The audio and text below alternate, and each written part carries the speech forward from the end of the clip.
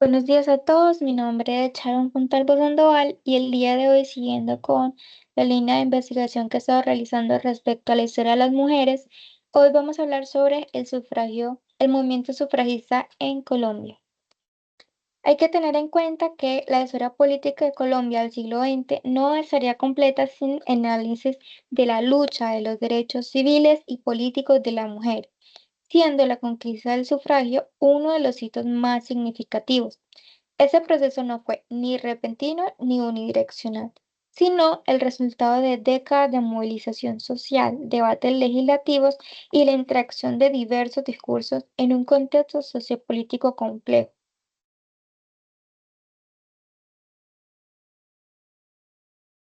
Ahora vamos a hablar un poco de qué es el sufragio. El sufragio femenino o voto femenino hace referencia al derecho a votar y ser elegidos para desempeñar cargos públicos. Sin embargo, hay que tener en cuenta que durante la historia de Colombia hemos podido ver que no necesariamente todas las personas que tienen derecho a votar tienen derecho a ser elegidas para desempeñar cargos públicos y eso se lo explicaré más adelante. Ahora con los antecedentes. En 1853, en la provincia de Vélez Santander, las mujeres accedieron al sufragio de manera fugaz. Eso fue un hito no solamente para Colombia, sino en la historia, ya que fue el primer país en darle el derecho a las mujeres en el mundo. Sin embargo, eso duró apenas alrededor de un año debido a que pues, la Corte Suprema de Justicia decidió que eso no podía ser posible y lo anuló. El resto de fuentes que eh, investigué hablan precisamente sobre que si bien los antecedentes de la lucha inician alrededor de el siglo, de mediados del siglo XIX, digamos que las mayores conquistas se producen a principios del siglo XX, comenzando con el derecho a la educación impulsado por figuras como Carlos R. Restrepo y María Rojas Tejadas desde 1905, que si bien desde esa época ya se estaba pregonando por el derecho a que las mujeres pudiesen acceder a una educación superior, debido a que hay que hacer esa pequeña aclaración, porque en Colombia se había aprobado una ley para que todas las personas se alfabetizaran, sean hombres o mujeres. Es por esto de que habían escuelas para señoritas. Sin embargo, estas escuelas para señoritas solamente daban hasta secundaria. Las mujeres no podían entrar a las universidades y adquirir una educación superior, como sería un pregrado, un posgrado, un doctorado, todo esto. Eso era imposible en Colombia. En 1933 se daría ese derecho a la educación. Sin embargo, otra conquista también muy grande fue el de 1932 y fue la conquista a administrarlos bien, debido a que antes las mujeres no podían administrar sus propios bienes, sino que tenía que ser su pariente masculino más cercano, fuese su padre, su esposo o su hijo. Y en casos sería su primo o su hermano o así sucesivamente, siempre un pariente varón. Eh, Algo que también pasó durante la década de los años 30 es ascenso, perdón, del Partido Liberal, debido a que el Partido Liberal permitía la participación femenina en actos políticos. Además, reconoció los derechos patrimoniales de las mujeres casadas, precisamente apoyando lo que sería luego la conquista, el derecho de administrar los bienes. Además, también incluyó dentro de, digamos, como su propaganda política durante los años 30, el tema del sufragio femenino. Sin embargo, como ellos no ganaron las elecciones, sino que fueron derrotados por los conservadores, pensaban que eh, las mujeres son maridos, ya que el espacio natural y propio de la mujer era su hogar. Entonces, digamos que eso no. Los años 40 son calificados como una época de oro en la lucha sufragista. debido a que precisamente en el gobierno de Alfonso López Pumarejo se planteó una reforma que le daría a la mujer el estatus de ciudadana y podría ejercer cargos públicos. Sin embargo, esta reforma tuvo una pequeña artimaña, se podría decir de alguna forma, y es que si bien definía a ciudadanos a todo aquel que fuese mayor de 21 años, el renglón que decía que se reservaba la función del sufragio y la elegibilidad a varones. Es decir, si bien ellas podían participar, terminaban siendo elegidos, eran hombres y solamente ellos podían votar. Frente a todo esto, emergió y se consolidó un movimiento sufragista pluriclasista, aunque heterogéneo y compuesto por mujeres liberales, conservadoras y socialistas, compartían un objetivo común: el reconocimiento del derecho al voto y la plena ciudadanía. Precisamente la construcción de este sujeto sufragista implicó la interacción de discursos conservadores, liberales, populistas y socialistas, algo que fue bastante particular debido a que pues, los conservadores, con su ideal, digamos, muy maternal de la mujer, muy hogareño de la mujer, seguía igual relacionándose con ese discurso liberal, con ese discurso populista, con ese, todo hecho con el fin de que a la mujer se le pudiera reconocer el derecho al voto. Las sufragistas tenían una particularidad, y es que si bien centraban sus intereses en torno a la construcción discursiva del ángel maternal del hogar, ahora educado a la modernidad, seguían relacionándose o buscando el objetivo del sufragismo, debido a que consideraban que si las mujeres conseguían el derecho al voto y se conseguían educarse dentro de esta sociedad moderna, podían llegar a ser unas reinas del hogar ilustradas. Es decir, no perdían eh, ese lugar hogareño que les correspondía, pero ahora eran unas reinas del hogar con un conocimiento más amplio para poder transmitirle a las otras personas que vivían en el hogar. Dentro de todo eso hay que reconocer dos personajes principales dentro de la política colombiana de mediados del siglo XX. Una es Esmeralda Arboleda Cadavid, que fue la primera senadora de la República y la primera embajadora mujer del país. Ella fue elegida por el Partido Liberal para participar en la Asamblea Nacional Constituyente de 1954. Ella y su compañera Josefina Valencia de Jubán, quien fue la primera mujer gobernadora y ministra del país, fueron las únicas dos mujeres que participaron en dicha asamblea.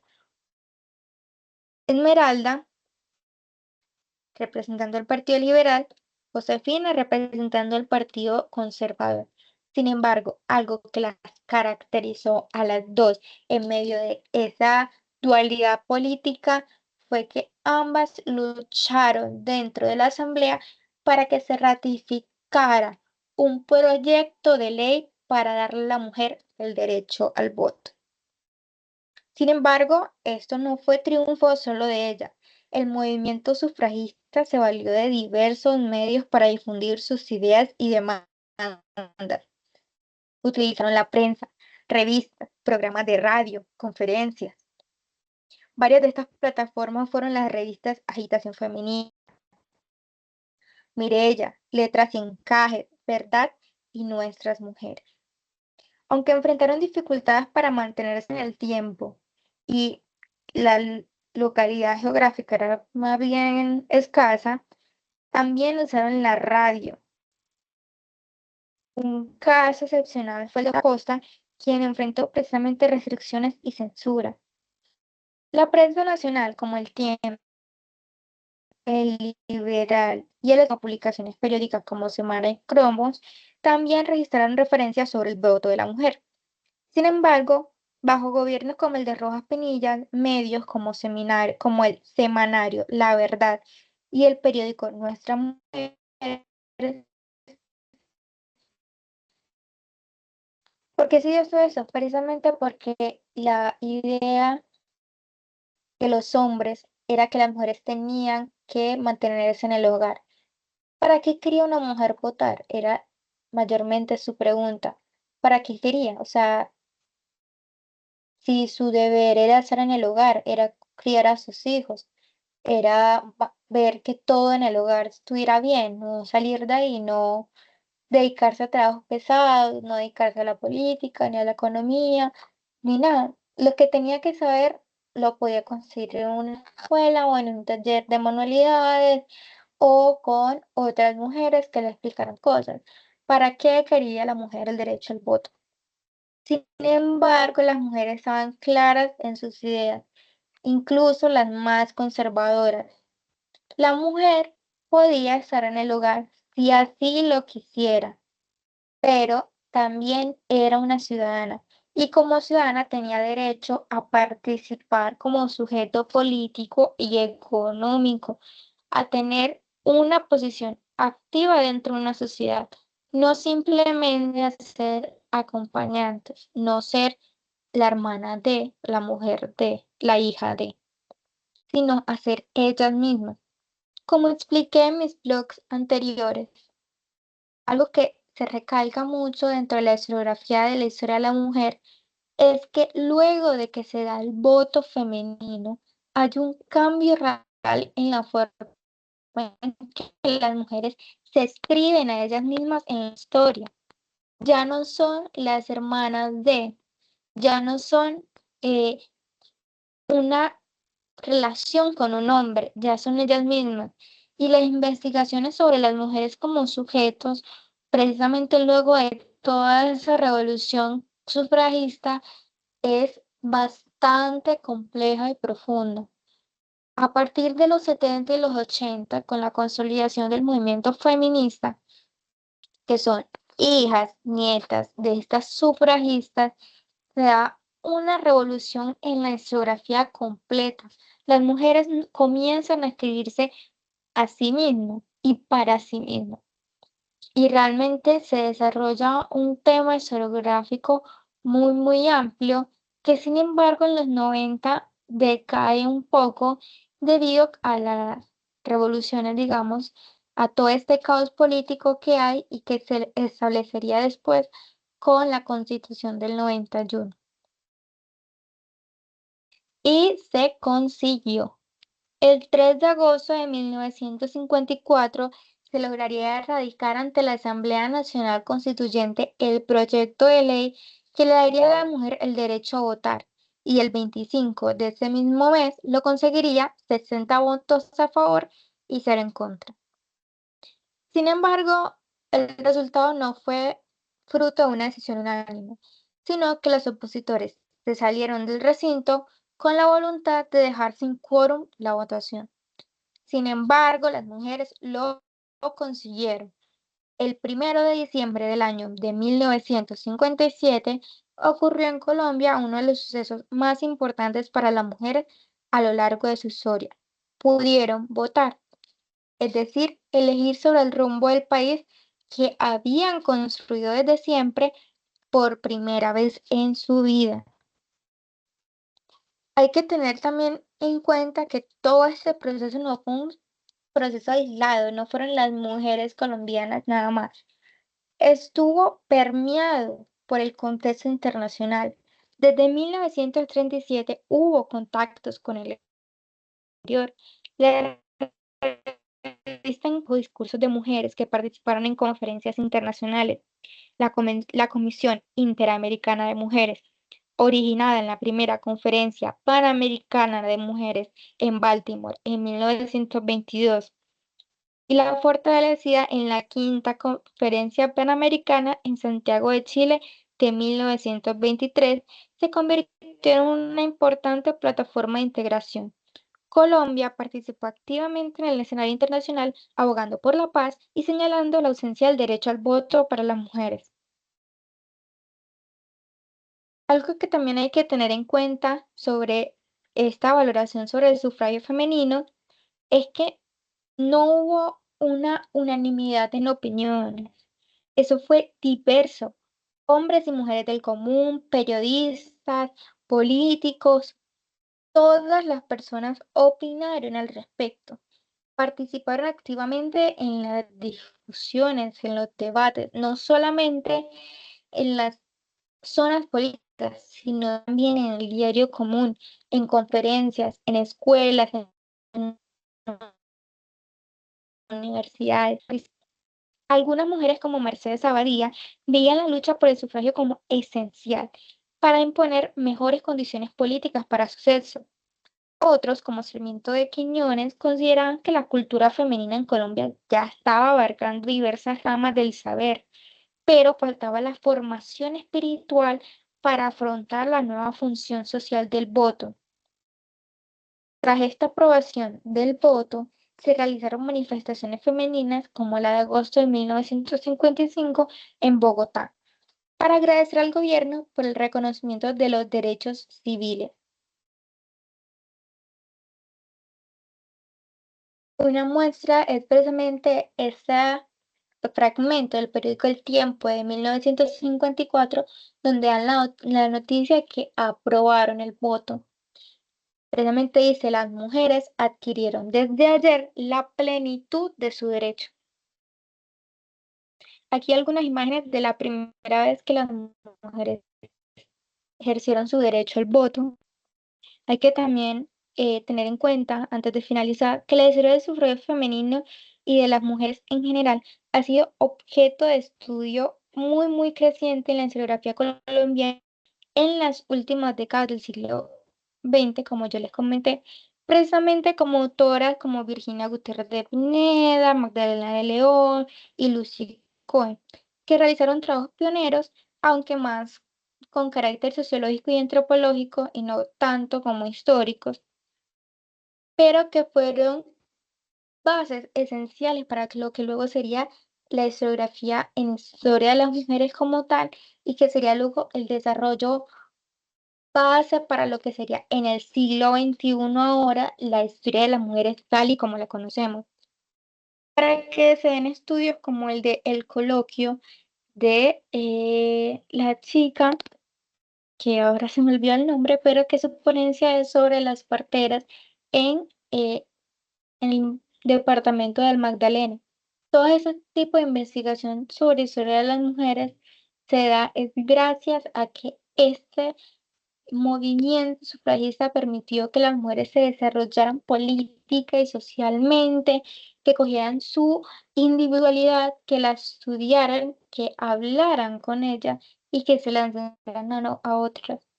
Gracias a eso tenemos una gran historiografía actualmente sobre historia de las mujeres y también es que gracias a eso tenemos hoy en día el derecho al voto. Hay muchos debates sobre si ya finalizó la lucha de las mujeres, si realmente el derecho al voto era una conquista o era un castigo debido a todo el peso político que lleva el votar. Sin embargo, yo considero de que la lucha de las mujeres está en constante progreso. Es todo una lucha constante debido a que si bien ahora somos reconocidas como sujeto político, económico y social, no hay equidad dentro de la sociedad para nosotros a comparación de para los varones. Por eso es que considero que eh, si bien el derecho al voto fue una gran conquista, no es el final. Hay que seguir avanzando para seguir ganando más y más derechos, y no solamente más derechos, sino más equidad y más justicia dentro de la sociedad. Esa es mi bibliografía y muchas gracias.